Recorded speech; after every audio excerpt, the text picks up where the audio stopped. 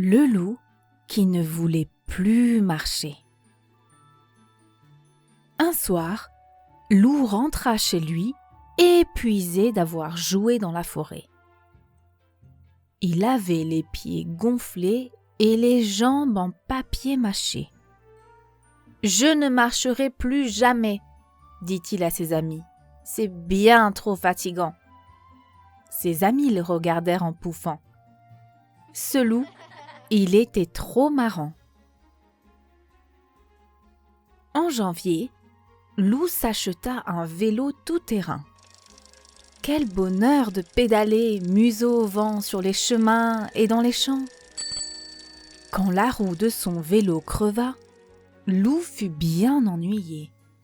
Il ne savait pas comment la réparer. De toute façon, du vélo j'en ai assez, décida-t-il.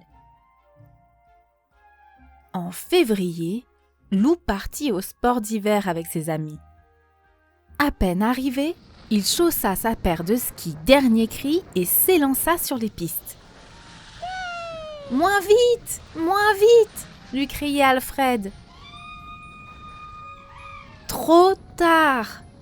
Au détour d'un chemin, Loup s'écrasa sur un grand pin. Fini la rigolade. Il avait une patte cassée et le museau en marmelade. En mars, Loup loua une jolie petite automobile et il alla rendre visite à sa vieille tante Agapante. Agapante trouva la voiture épatante et Loup dut la promener toute la journée. Quand il rentra chez lui, il avait mal aux fesses et les jambes toutes bloquées. La voiture, plus jamais, grogna-t-il, c'est une calamité. En avril, Loup emprunta à Gros Louis sa moto. Mais le casque sur ses oreilles et le blouson qui tenait chaud, pour lui, c'était trop.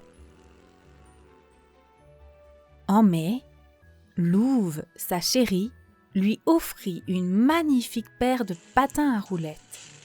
Pour l'épater, il tenta une pirouette et finit couvert de bandelettes. En juin, Loup trouva une paire de bottes de 7 lieues. Il les enfila. Le premier pas le mena de l'autre côté de la forêt. Le second pas, plus loin encore, là où il n'était jamais allé. « Enfin !» cria le loup, enchanté. « J'ai trouvé chaussure à mon pied !» En criant, il réveilla 2 ogres qui se mirent à hurler. « C'est lui qui a volé les bottes! Attrapons-le pour le goûter !» Vite! Loup se déchaussa et disparut dans un terrier. En juillet, Loup s'acheta un billet de chemin de fer pour aller voir la mer. Hélas pour lui, des Indiens attaquèrent le train et il passa les plus mauvaises vacances de sa vie. En août, Loup emprunta le tracteur du fermier. Ce fut une grosse erreur. En septembre, Loup accepta de conduire le carrosse d'une princesse sans cocher. Bien mal lui en prit. Il faillit finir en bouillie quand le carrosse se changea en citrouille à minuit.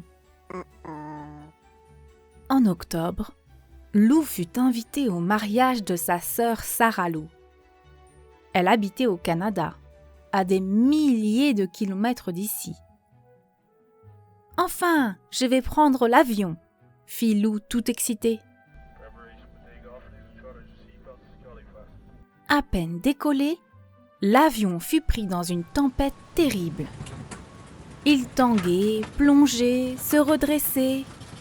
Les passagers étaient secoués comme des pommes dans un panier. Tonnerre, éclair. Le voyage fut un enfer et jamais Loup n'oublia son baptême de l'air. Loup passa chez sa sœur quelques jours époustouflants. Il apprit à pêcher le saumon dans les torrents et se fit des amis absolument charmants. En novembre, quand il fallut rentrer, Le bateau lui sembla le moyen de locomotion rêvé. Tranquille, relaxant, voilà enfin ce qu'il lui fallait. Mais c'était sans compter le mal de mer.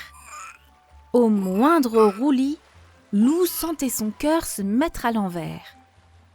Quand le bateau accosta enfin, Lou était pâle et amaigri. « Le bateau, c'est bon pour les matelots », déclara-t-il au capitaine. Décembre était arrivé dans la forêt. Lou marchait tranquillement quand un traîneau vint se poser à ses côtés. « Hé, l'ami !» fit une grosse voix. « Il se fait tard. Voulez-vous que je vous dépose quelque part ?» Lou leva les yeux vers le grand bonhomme rouge et répondit « C'est gentil, Père Noël, mais je vais marcher. Voyez-vous, les deux pattes par terre, c'est vraiment ce que je préfère. »